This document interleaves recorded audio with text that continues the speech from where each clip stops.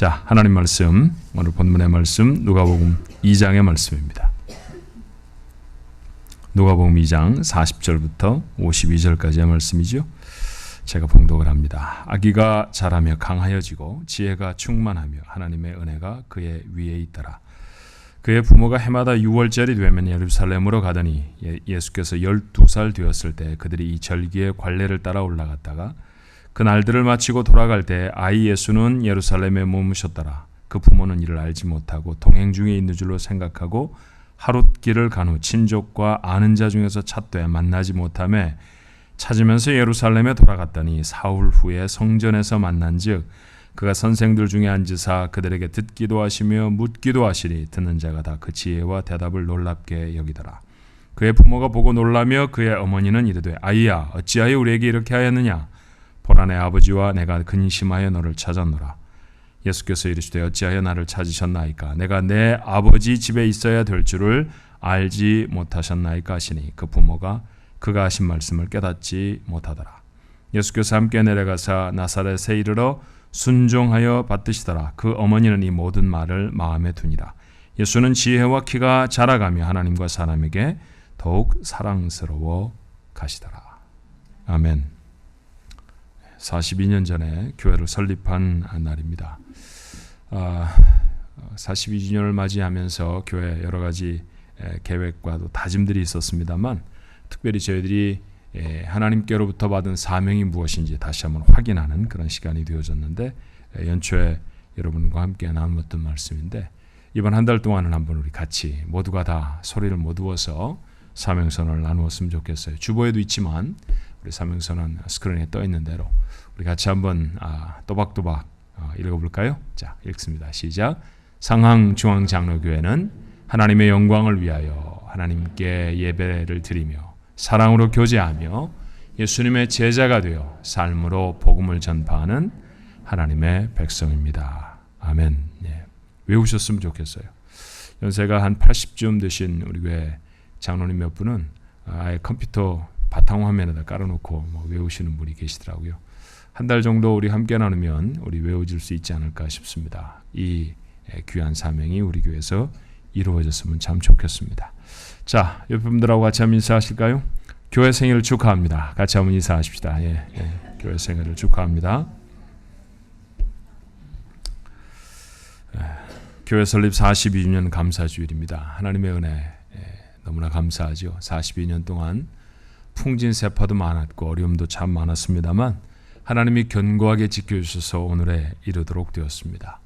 수고한 성도들의 헌신이 없었으면 또 오늘 맞기가 참 어려웠죠.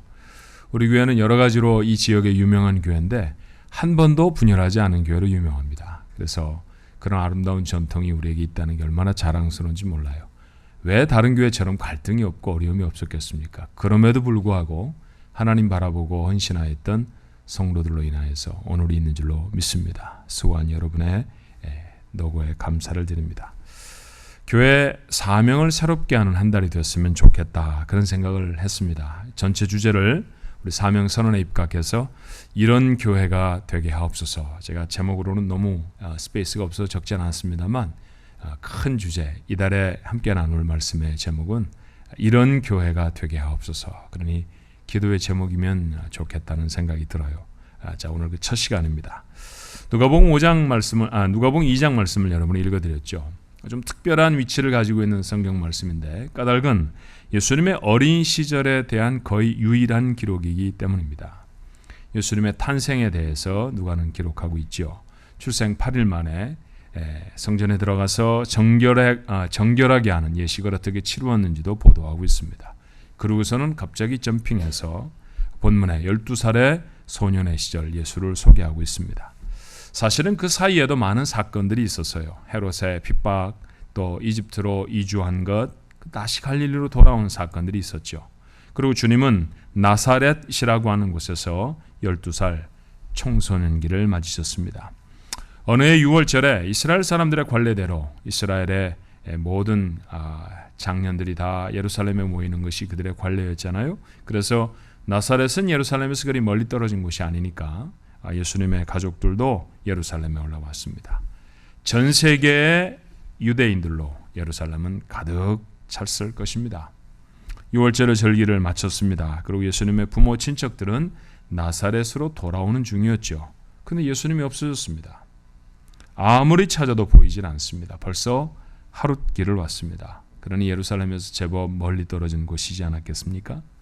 부모는 다시 예루살렘으로 돌아가기로 결정하지요. 다시 돌아가야 하는데도 하루가 걸렸을 것입니다. 벌써 이틀이 지났습니다. 요셉과 마리아의 마음은 얼마나 불안했을까요? 먹는지, 잠은 제대로 잤는지, 아프지는 않은지 온갖 종류의 나쁜 상상들이 꼬리에 꼬리를 물듯이 머리에서 떠나지를 않았을 것입니다. 이를 잡듯 하루 종일 예루살렘 거리를 찾아 헤맸습니다. 찾고 또 찾았죠. 그러다가 사흘째 되는 날 마침내 찾았습니다. 어디였습니까? 아이들과 함께 놀고 있는 곳이 아니었습니다. 성전이었습니다. 아니, 교회에 계셨다니 말이죠. 그것도 내노라 하는 성경교사들과 함께 토론을 하고 계셨습니다. 그런데 부모는 그런 정황을 생각할 겨를이 없었어요. 화를 쏟아내죠. 누가복음 2장 48절 본문의 말씀입니다.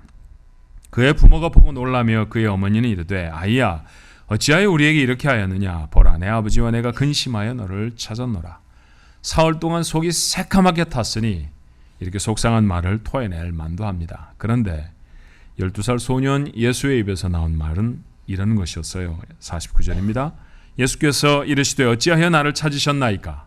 내가 내 아버지 집에 있어야 될 줄을 알지 못하셨나이까? 어린 예수의 이 말은 두 가지 점에서 신학적으로 매우 의미심장한 말입니다. 그 하나는 하나님을 아버지라고 서슴없이 부르고 있다는 것이죠.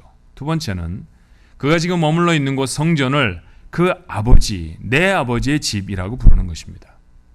이것은 당시 유대 문화에서는 전혀 익숙하지 않은 표현입니다. 솔직히 우리는 기도를 할 때 하나님 아버지라는 말 참 많이 합니다. 그런데 여러분 아십니까? 구약 성경 전체에는 하나님을 아버지라고 표현한 부분이 단 14번밖에 없습니다. 하나님을 아버지라고 부르던 사람들이 아니었습니다. 그것도 아버지라고 기록되어 있어도 유대인들은 성경을 읽을 때 만약 하나님을 아버지라 지칭하는 부분이 나오면 발음하지 않았습니다. 읽을 수가 없다라고 생각했기 때문이죠. 그런데 12살짜리 소년이 그 하나님을 아버지라고 부르고 있습니다. 그리고 제사를 드리던 성전이라는 건물을 그는 아버지의 집이라고 선언하시죠. 성전이 제사, 오늘날로 말하면 예배를 드리는 곳이었다고 하면, 그리고 그곳에 주님이 머물러 계셨다고 하면 말이죠. 이 사건을 예수님의 예배라고 부르는데 별로 틀림이 없을 것이라고 생각이 들었습니다. 예수님은 오늘 이 본문의 말씀을 통해서 당신의 삶에 있어서 예배가 어떤 의미를 갖는 것인가를 우리에게 소개합니다. 어린 예수가 자신의 동리로 돌아가지 않고 성전에 머물렀던 까닭은 무엇일까요? 그것이 아버지의 집이었기 때문입니다. 아버지 집 이렇게 말하면요, 그게 아버지의 재산이라는 뜻을 가지고 있는 것도 될 수 있습니다만 예수님이 사용하실 때 지금 그렇게 말하고 있는 것은 아닙니다. 그런 의미가 아니라 그것은 아버지가 계신 곳이라는 의미입니다. 당시에 유대인들이 만약 성전을 방문했다고 하면 왜 방문했을까요? 성전을 구경하기 위해서였을까요? 그런 사람도 있었을 것입니다. 또 성전에서 장사하기 위해서요? 그런 사람도 있었죠. 그런데 여러분, 그런 사람들이 성전의 본래 의미와 본래 목적대로 성전을 방문한 사람들은 아니었을 거예요. 자, 우리 영어에도 표현할 때 go to church라는 말과 go to the church라는 말은 의미가 다르다는 것 아시죠? 택배를 올 때에는 go to the church라고 말합니다. 메일을 배달을 한다든지 아니면 무슨 김치가 배달된다든지 할 때에는 그렇게 말하죠. 그렇지만 내가 go to church라고 말할 때 그것은 이렇게 의역합니다. 예배하러 간다. 맞죠? 누군가가 성전에 갔다고 하면 그것도 그 사람들은 하나님을 예배하기 위해서, 당시의 말로 말하면 제사하기 위해서 그곳에 갔을 것입니다. 그의 목적이 예배여야 했다라는 것이죠. 그렇다면 그의 마음도 주님의 마음과 같아야 했던 것 아닐까요?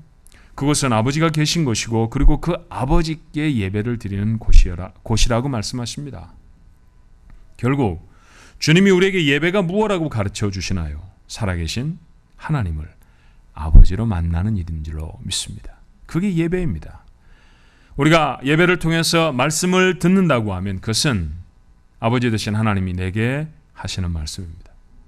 우리가 찬양과 기도를 드린다고 하면 그것은 사람들에게 아름다운 멜로디를 들려주는 것이 아니라 하나님께 드리는 것이죠.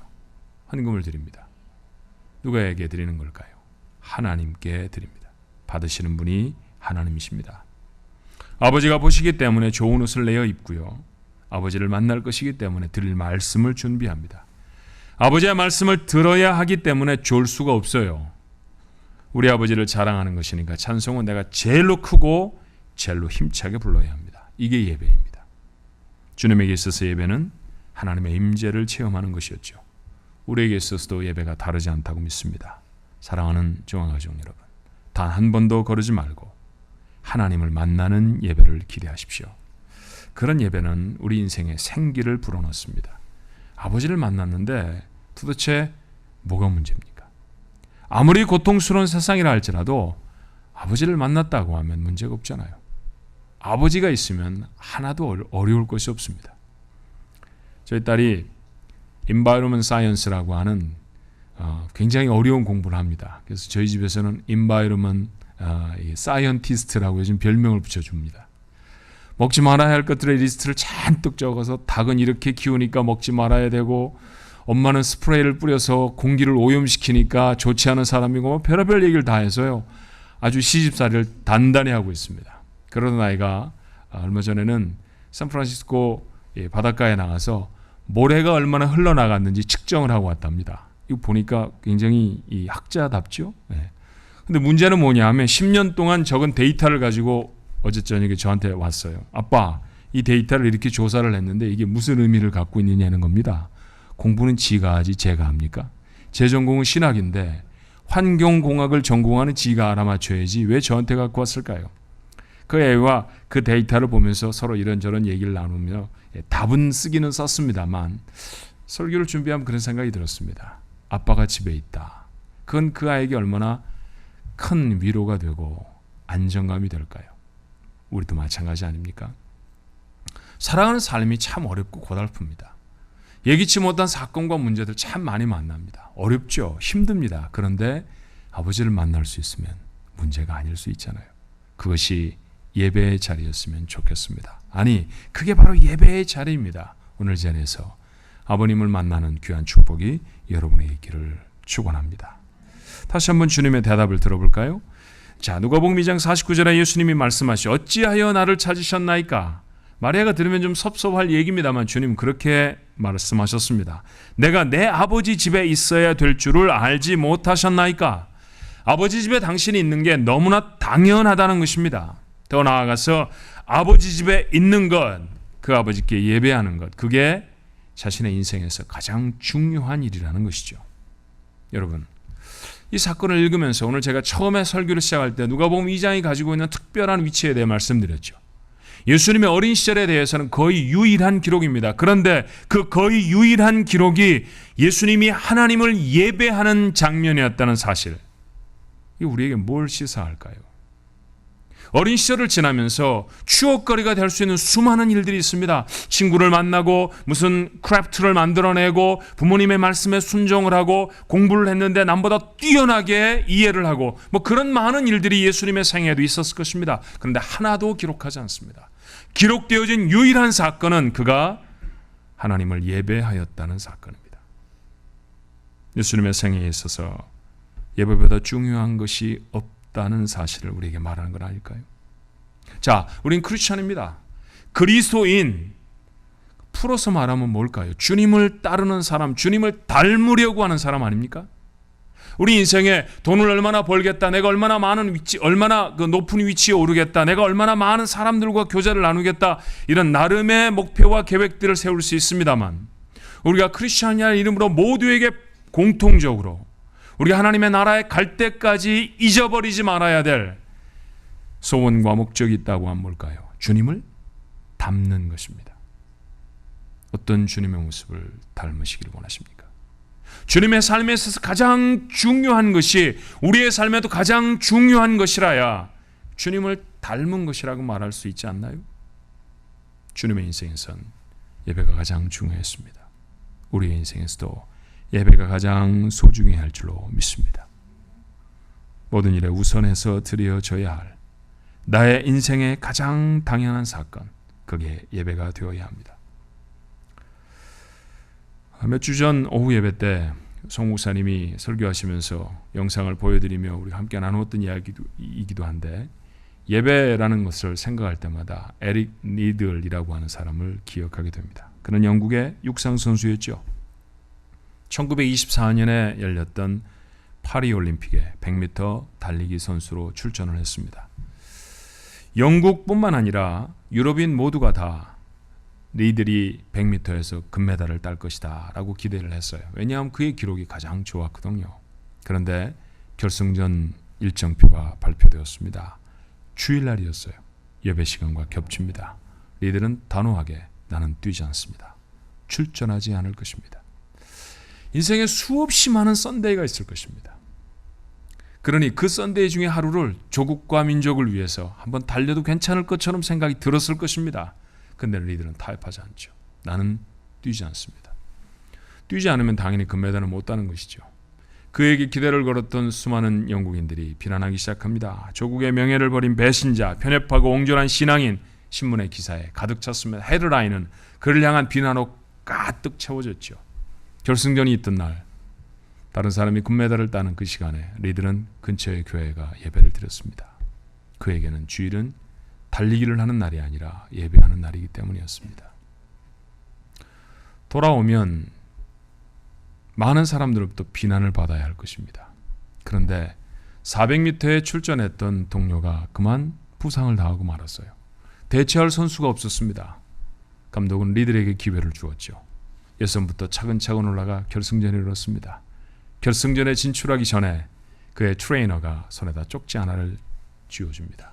쪽지를 열어보니 이렇게 쓰여져 있습니다. 나를 존중히 여기는 자를 내가 존중히 여기리라. 하나님의 말씀이죠. 그는 400m에 출전을 했고요. 47초 6이라고 하는 세계 신기록으로 한 번도 뛰어보지 못한 400m였는데 세계 신기록을 세우며 그는 금메달을 땄습니다. 돌아와 가장 명예로울 때, 1년 동안 그에게 모든 스팟라이트가 다 주어졌을 때 그는 선언합니다. 저는 중국 선교사로 떠납니다. 그리고 1년 만에 중국에 가 선교사로 자신의 삶을 드렸고 선교사로 구워서 죽습니다. 자, 100m를 안 뛰었더니 400m에서도 금메달을 딸 수 있었다. 뭐 이런 이야기가 제게 감동이 되는 건 아닙니다. 금메달을 앞에 두고도 온 세계 사람들이 주목하고 있는 상황 속에서도 예배를 선택했던 그 젊은이의 선택이 놀라울 따름입니다. 이게 예배입니다. 이게 크리스찬이라고 생각합니다. 이게 우리 교회의 모습이어야 할 줄로 믿습니다. 성경은 우리가 지어진 까닭을 이렇게 말하죠. 이사야 43장 21절에 이 백성은 내가 나를 위하여 지었나니 나를 찬송하게 하려 함이니라. 하나님을 예배하라고 지어진 사람들입니다. 이것 잊어서는 인생을 가치 있게 세울 수가 없습니다. 오늘 마침 5월 5일, 미국 사람들은 잘 모르지만 한국 사람들은 어린이날이라고 지나는 날입니다.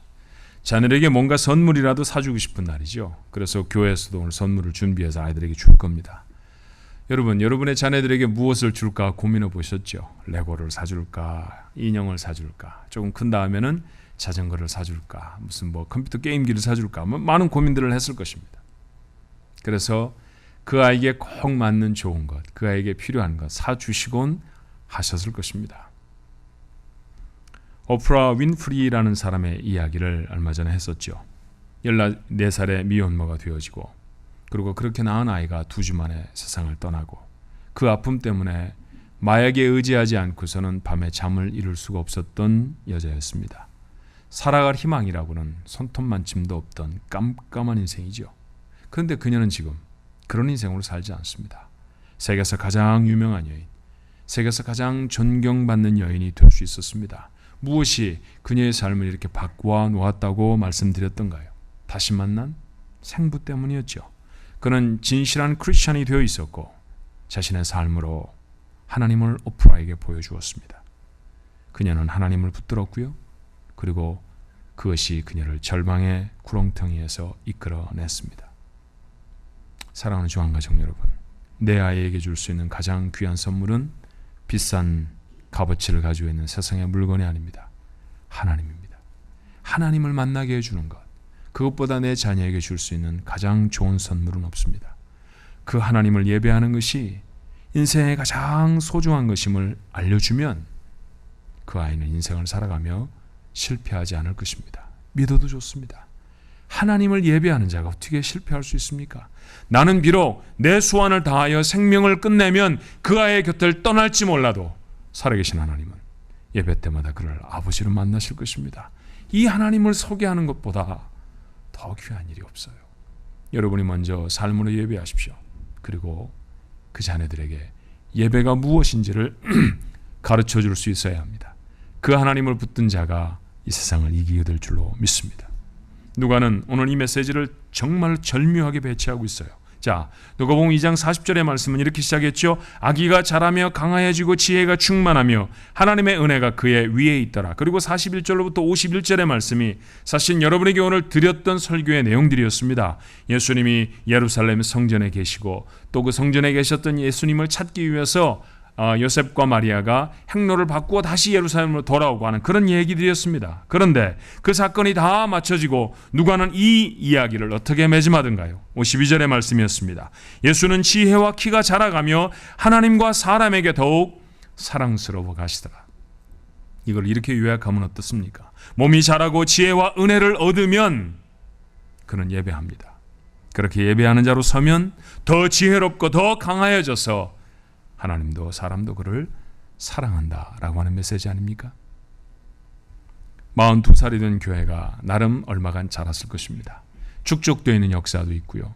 전에 하지 않았던 사역들도 감당하고, 전에 우리 식구가 아니었던 바깥에 있던 분들도 모여서 더 좀 많은 식구들이 모이기도 했습니다. 그렇게 자랐지요. 그렇다고 하면 예수님이 키가 자라고 지혜가 자라났을 때 했던 것이 예배였다고 선언하는 것과 마찬가지로 교회도 하나님 앞에 예배하는 일에 힘쓰는 교회가 되어야 할 줄로 믿습니다. 예배에 힘쓰는 교회가 되면 어떻게 될까요? 세상과 점점 분리가 될까요? 성경은 그렇게 말하지 않지요. 하나님은 그런 우리 교회를 더 지혜롭고 더 건강하게 하실 줄로 믿습니다. 그런 교회를 하나님이 사랑하신다고 했습니다. 그리고 그런 교회가 세상에 영향력을 발휘할 줄로 믿습니다. 12살의 소녀는 집으로 돌아가는 것보다 예배하는 것이 중요하다고 믿었습니다. 이 세상의 무엇보다도 하나님을 예배하는 것이 중요한 일임을 주님은 오늘 우리에게 가르치십니다. 이 예배를 통해 하나님은 우리를 만나시죠. 하나님 아버지, 우리가 경험하는 것, 그것이 예배입니다. 이런 기대로 예배하는 자, 삶의 가장 우선순위가 예배하는 삶인 사람, 그가 예수님을 닮은 사람이고요. 그런 교회가 예수님을 닮은 교회일 줄로 믿습니다. 42살이 된 우리 교회가 여전히 이루어야 할 모습이죠. 사명선언의 첫 번째 자리에 무엇이 있었는지를 잊지 않으셔야 합니다. 우리 교회는 하나님의 은혜로 뭘 하는 교회라고요? 하나님을 예배하는 교회입니다. 예배하는 교회, 우리 교회의 모습이 되어지기를 소원합니다. 기도하십시다. 42회를 지켜주신 것 감사합니다. 주님의 은혜로 지났습니다.